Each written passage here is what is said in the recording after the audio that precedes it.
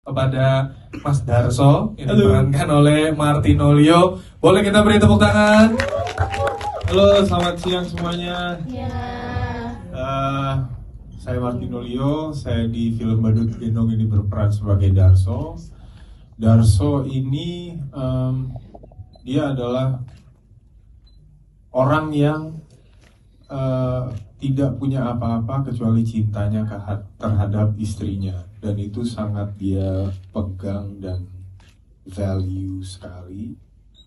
Terus di saat itu diambil oleh orang yang random, ya mungkin di situ dia awalnya nggak bisa terima kenapa satu-satunya orang yang memahami dia, yang mengerti dia, yang siap pasang badan buat dia tiba-tiba hilang dalam kondisi sedang mengandung anaknya yang udah lama dinanti-nanti nih, udah 7 tahun kita berusaha untuk punya anak, dan akhirnya Darso dan Darsi berhasil hamil. Terus tiba-tiba Darsinya hilang bersama anaknya. Nah, itu menjadi turning point. Kesulitan untuk memerankan Darso itu adalah gimana caranya bisa memerankan sebuah peran yang penuh dengan dendam, penuh dengan kekecewaan, tetapi tetap ngalah dan bisa nge-grab simpati para penonton, sehingga mungkin di saat dia melakukan hal-hal yang di luar norma-norma yang ada, orang nontonnya juga jadinya maklum. Oh ya, pantas. Itu challenge terbesarnya. Kalau untuk soal actionnya, udahlah percaya aja sama Pak Cegi. Karena ya itu tadi sama persis yang Mbak Foni bilang, kalau misalnya kita nggak pede, Pak Cegi akan datang dan praktekin buat kita. Setelah Pak Cegi praktekin, oh ya udah aman, ayo gitu. Baru kita kerjain. Tentu kita jadi penasaran ya, Lio ini kan bukan pertama kali Lio bareng sama Magma Entertainment dan kemudian berkenan untuk kembali bekerja sama dengan Magma Entertainment. Tentu ada sesuatu yang bikin Lio untuk oke, gas lagi nih kalau ada Magma. Nah, justru waktu kita syuting yang pertama, inget banget kita waktu itu lokasinya itu di daerah Gading Serpong. Ini lagi syuting judul Tumbal Darah dalam set studio. Terus tiba-tiba Pak Cegi, gue ada judul satu lagi nih. Apa judulnya? Ntar dulu, gue gak bisa. Gak lama kemudian, Mas Imron datang. Kamu nanti cerita. Oh oke. Gak lama kemudian, Pak Yono masuk lagi. Ada cerita nih, nanti kamu coba aja. Oke. Ayo. Tapi pas Badut Gendong jadi, Pak Cegi bilang, kita coba sama yang lain dulu ya. Ya udah, apa-apa. Jelek banget gitu. Udah diceritain, kita tunggu-tunggu. Udah 3 orang tuh yang nyamperin ya. Yang nyamperin 3 orang tuh. Udah gitu ya, udah. Kita coba sama yang lain. Dan yang ditawarin teman-teman gue juga. Terus ya, dan dia curhatnya ke gue juga gitu. Sakit tuh. Aku dapat ini nih. Oh, ya udah ambil. Lu harus ngerasain syuting sama Magma. Sumpah, gue happy buat tuh. Kalau misalnya lu ini, lu ambil. Gak pede Mas, udah deh, aku mundur aja. Lah, lu gimana nih? Ya ujung-ujungnya balik lagi.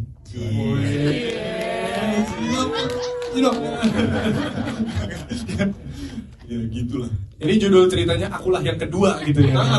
Akulah pilihan. Pak Cegi, penasaran kenapa akhirnya kembali percaya untuk bisa bekerja sama bareng Lio dan menunjuk Lio sebagai karakter utamanya? Sebelum memang dari awal kami melihat bahwa Lio itu pemain karakter yang kemudian bisa menyelami peran yang punya muatan emosional yang kuat. Tetapi kemudian banyak juga dari teman-teman di produksi kami yang bilang, kan ini setelah Tumbal Darah gitu loh, nanti kan kayak nggak straightforward ya sih, dari Lio ke Lio lagi gitu loh. Ada yang bilang nanti khawatir orang jadi bingung gitu loh. apakah masuk semesta kodrat apa enggak tumbal darah dan segala macam pertimbangan yang lain. Jadi akhirnya karena memang di Magma kami selalu mengutamakan musyawarah, jadi saya bilang ya sudah kita coba. Nah, jadi tim casting kemudian mencari ada 4 sampai 5 nama yang cukup besar dan potensial, semua aktor-aktor baik. Tetapi karena satu dan lain hal, ada yang mereka yang kemudian gak yakin, ada yang kemudian begitu kita lihat juga, tapi kok ini gak cukup ini ya gitu. Ada yang kemudian gitu. Jadi selalu akhirnya saat mau mencapai titik maksimal, kayak ada sesuatu yang kurang. Karena selain bermain emosional, Leo juga harus kemudian kalau teman-teman lihat gitu ya, pada saat entitas badut gendongnya bangkit, kan Darsonya kemudian justru tertidur. Darsonya tidak sadarkan diri. Jadi sepanjang syuting, ya dia mesti begini. Gitu, jadi lumayan buat pinggang gitu latihan. Lalu kemudian ada adegan action, sehingga kemudian pada saat berkelahi, dia harus berkelahi dengan mata sebisa mungkin terlihat tertutup. Kadang-kadang mungkin dia harus ngintip ya, karena pergerakannya kan kemana-mana gitu. Tapi ya ada juga yang kemudian kita bilang ya percaya aja pokoknya 1, 2, 3 nanti yang main yang satu lagi gitu yang incar gitu. Jadi kerjasama itu kemudian juga harus terjadi dengan baik. Jadi banyak elemen yang kemudian begitu disatukan, kok balik-balik lagi ke bapak satu ini yang sudah memenangkan 3 Piala Citra gitu. Itu pentingnya tuh. Tolong dipegangin jangan sampai melayang gitu. Iya, jadi akhirnya memang rasanya memang jodoh ya. Kan orang suka bilang peran akan mencari, akan memanggil pemainnya sendiri gitu. Karena kalau dilihat pemain-pemain yang hadir di sini semua rata-rata punya kekuatan dalam memainkan peran karakter atau watak.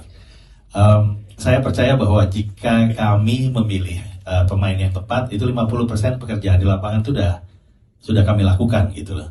Jadi bahkan kalau kayak tadi Mas Totos bilang, kadang saya suka melepas karena buat saya pemain ini justru akan membawa nyawa nanti ke karakter, ke peran yang kami tulis. Itu jadi dan bukan cuma semua dari kami ya, ada juga yang kemudian merasa nggak yakin dan mundur gitu loh. Jadi memang rasanya jodoh sih, mestinya teman-teman yang hari ini hadir adalah memang jodoh terbaik yang semoga nanti bisa dinikmati di bioskop pada saat dia rilis. Wow, makin gak sabar Leo, ada pertanyaan lagi tentunya, tapi hati udah sedikit lebih bahagia karena ternyata walaupun kamu yang kedua, kamu yang terbaik. Iya, itu klarifikasi yang penting klarifikasi. Oke, pengen tahu tadi kan di spill sedikit sama Pak CG gitu ya, ada scene yang harus berantem sambil mata tertutup, kemudian berjalan juga sambil ke belakang gitu karena lagi tidur. Itu ada cedera atau sempat pas lagi koreo kepukul atau apa? Penasaran banget tuh. Enggak, justru malah yang banyak jadi korban anak-anak sana. Aduh, Gue merem, gue begini tepok, sorry tepok, sorry gitu. Cuman ya enggak sih, enggak ada cedera. Everything is safe, everything is well calculated, it's all good. Oke. Jadi buat teman-teman stan, tolong jangan dibalas. Dia memang merem soalnya, gitu ya. Oke, saya akan buka kesempatan untuk bertanya karena kita sudah bincang.